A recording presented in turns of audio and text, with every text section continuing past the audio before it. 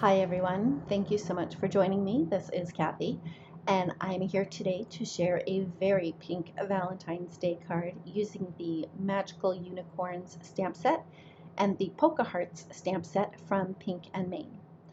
I started out by placing the background stamp directly to my non-stick craft sheet and started inking it up with some alt new inks. I started with Frosty Pink and concentrated that area mostly around the center of the stamp.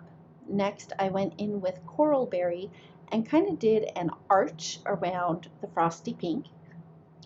Then I went in with the Ruby Red and did an arch on the very outer edge towards the top of the stamp. I did go back in with the Frosty Pink just to make sure that I really got the ink on there because it's such a light color I couldn't see if it was on the stamp. Next, I placed my cardstock directly on top of the stamp, and the cardstock I used is Nina 80-pound solar white cardstock. I used a piece of scratch paper to lay on top of that and rubbed really well to make sure that I got a really good impression of the background stamp. After I had that done, I set that aside and stamped out that super cute little unicorn onto a piece of 80-pound Cougar Super Smooth cardstock. I used My Favorite Things Extreme Black Hybrid ink, and I did stamp the image a couple of times to make sure that I got a nice crisp outline. Both the ink and the cardstock are alcohol marker friendly, and I'll be coloring her in with my Copics. And there goes my voice because we had a major weather change, and anytime that happens, my sinuses get all wonky.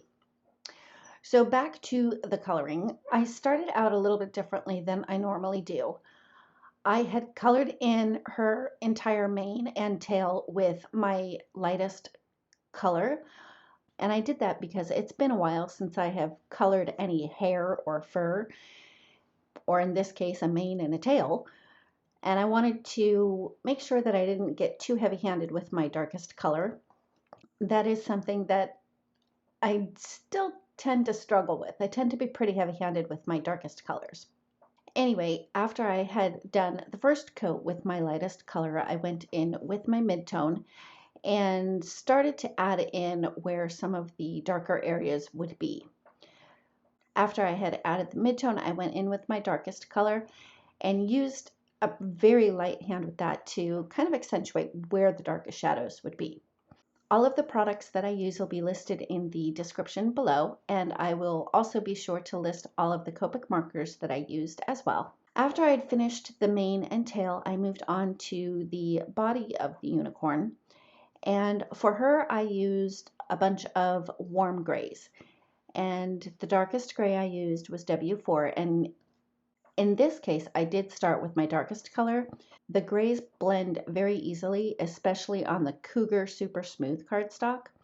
So when I went in with the W4, I did just the tiniest of lines in the areas where it would be the darkest, where her one leg is behind another, the shadowing underneath her mane and around her chin, and then I did extend the line for her little nose just a tiny little bit.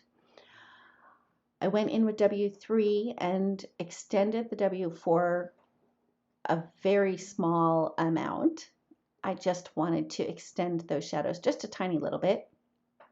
Then I blended those out with W1, and I extended those out quite a bit, but I did make sure to leave some white space so that when I came in with my colorless blender and blended it all together, I would still have some nice highlights on her face and her, I guess, the front of her chest and the side of her belly a little bit. I guess that would be the side of her belly. For her horn, I only wanted to accentuate the swirls, and I used cool grays for that so that it would be a different tone than her body. I started with C3 and did a tiny little line on each of those little swirls. Then I went in with C1 and went over the C3 and extended it a little bit more, and then blended all of that with the C0. When I was coloring the horn, which I didn't really color, I just kind of added the definition of the little swirls, I made sure to stay only on one side of the stamped swirl line. After I was done with that, I decided to give her a little bit of blush. So I used R00 and gave her a little rosy cheek and colored the inside of her ear. Next, I stamped the cloud 3 times onto a scrap piece of cardstock and just filled in the heart really quickly with one of my Copic markers. Next, I grabbed a piece of pink cardstock and placed that into my stamp platform so I could stamp the sentiment, which is from the Sweet Celebration set by My Favorite Things. I treated the cardstock with my anti-static powder bag and then stamped the sentiment using Versamark ink. I coated it with white embossing powder and then heat set it until it was smooth and shiny. To finish up the card, I adhered the background panel to the front of an A2 sized pink note card, and I did run the background panel through my Gemini Junior machine with a stitched rectangle die.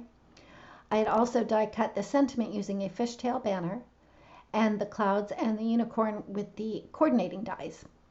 I played around with the placement of the clouds and the unicorn, and once I had them where I wanted them to be, I put some foam tape on the back of the unicorn because I did want her to have a little bit of dimension. I adhered the clouds using my Tombow Mono Multi-Liquid Glue, and I also used liquid glue to adhere the sentiment strip as well. After I had all of those images and the sentiment adhered down into place, I decided to add a little bit of sparkle, and I used my Wink of Stella glitter pen to fill in the open hearts on the background stamp. I added a little bit of sparkle to the tiny little hearts that are on the clouds, and I also added some sparkle to the unicorn's horn. And that finishes up my card for today. Thank you so much for joining me. If you like this video, please give it a thumbs up. If you've not yet subscribed, I'd love it if you would. And don't forget to ring the bell so you're notified every time a new video is posted. Thanks again, and we'll see you next time.